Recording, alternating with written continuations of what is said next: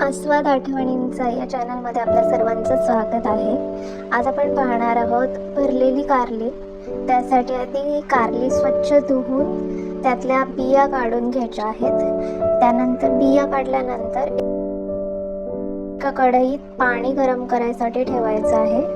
पाणी गरम झाल्यावरती त्याच्यामध्ये कारली वाफवायला ठेवायची आहेत। कारली शिजेपर्यंत वाफवून घ्यायची आहेत। एका मिक्सरच्या भांड्यात अर्धी वाटी खोबरं, त्यानंतर 4 ते 5 पाकळ्या लसूण, नंतर ते सगळं मिक्सर मधून बारीक करून घ्यावं। ते बारीक झाल्यानंतर एका कुंड्यात 1 वाटी साधारण कूट घ्यायचा आहे आपल्याला दाण्याचा। त्यानंतर त्याच्यामध्ये वाटलेलं खोबरं आणि लसूण याचं सारण टाकायचं आहे।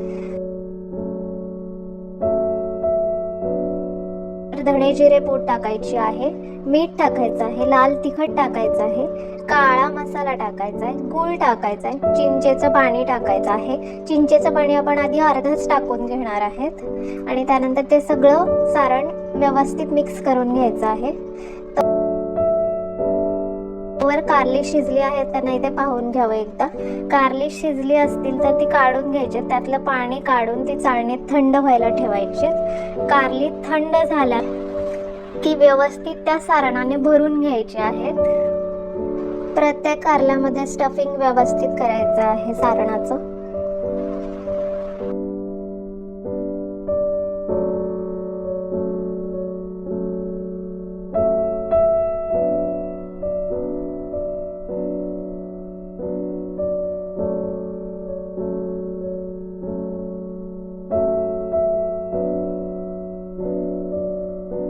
कढईत तेल गरम करायला ठेवायचं आहे फोडणीसाठी।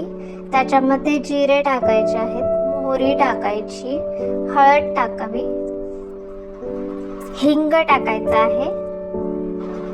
जिरे मोहरी तडतडल्यानंतर भरलेले कारले त्याच्यामध्ये टाकून 5 मिनिटं झाकण ठेवून घ्यायचं आहे।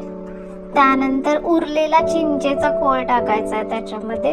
एका साईडला पुन्हा भांड्यामध्ये जे सारण उरले त्याच्यामध्ये पाणी घालून थोडंसं पातळ करायचं आहे, जेणेकरून ते कारल्यामध्ये टाकल्यानंतर व्यवस्थित मिक्स होईल।